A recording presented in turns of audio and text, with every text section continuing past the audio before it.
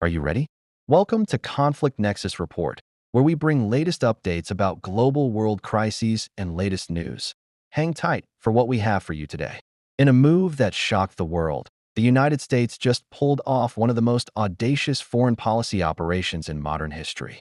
President Donald Trump didn't just capture Venezuela's leader, he seized control of the country's most valuable asset, its oil.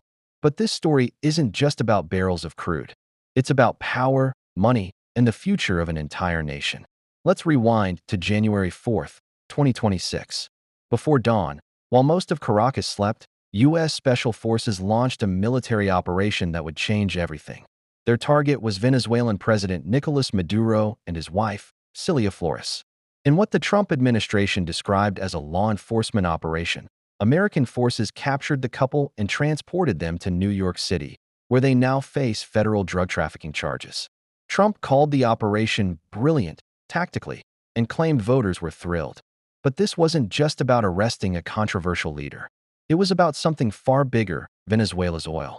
Just days after the capture, Trump made a stunning announcement. Venezuela would hand over between 30 and 50 million barrels of oil to the United States. And the money from selling that oil would be controlled directly by Trump as president. He said the funds would be used to benefit both the people of Venezuela and the United States. This wasn't a one-time arrangement. According to U.S. officials, America would control Venezuelan oil sales indefinitely.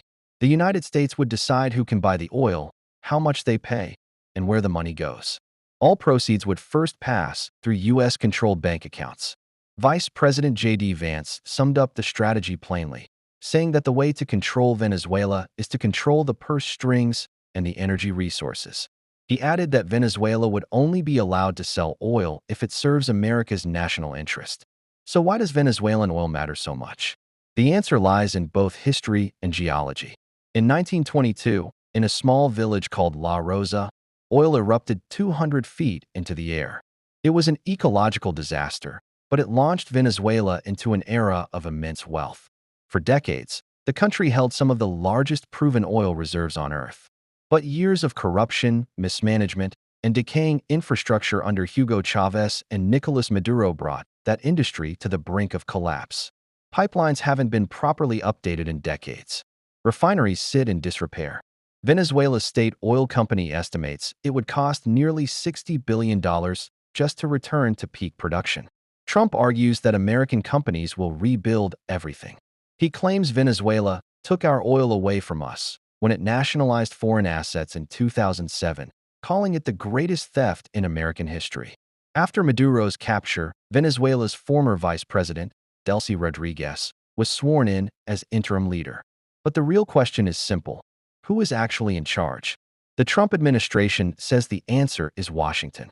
The White House stated openly that Venezuelan decisions will continue to be dictated by the United States. Trump himself warned Rodriguez that if she doesn't comply, she will pay a price even bigger than Maduro did. Rodriguez tells a very different story. Speaking on Venezuelan state television, she insisted that Venezuela remains fully in control of its own government and that no foreign power is ruling the country. She described Maduro's capture as a brutal attack and a kidnapping. But actions matter more than words. Trump has already demanded that Venezuela cut ties with Russia, China, Cuba, and Iran.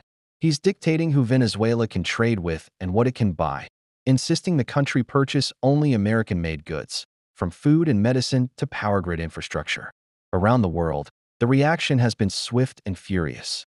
United Nations experts warned that Trump's actions amount to an international crime of aggression and a serious violation of international law. Inside Venezuela, Rodriguez's government has continued harsh crackdowns, arresting journalists who support the U.S. intervention and detaining citizens who celebrated Maduro's capture. Human rights groups report that at least 14 journalists were detained in a single day. The U.S. has also expanded its reach beyond Venezuela, seizing Russian-flagged oil tankers linked to Venezuelan exports in the Caribbean and Atlantic. Global markets reacted immediately. Oil prices dipped as traders anticipated an increase in supply under American control. So what happens next? Trump says he plans to meet with executives from Chevron, ConocoPhillips, and ExxonMobil to discuss massive investments in Venezuela's oil sector, potentially billions of dollars to rebuild an industry that's been crumbling for decades. The Energy Secretary has already been tasked with executing the plan, using storage ships to transport Venezuelan oil directly to U.S. ports. But major questions remain. Will American companies risk billions without knowing whether Venezuela will ever be stable? How long will the United States maintain control over another nation's resources? And most importantly, will the Venezuelan people finally benefit from their own oil wealth? Or is this simply a new form of foreign control? One thing is certain. This is one of the most dramatic foreign policy moves of the 21st century. Whether you see it as decisive American strength or dangerous imperial overreach, the world is watching closely. What do you think about Trump's Venezuela operation?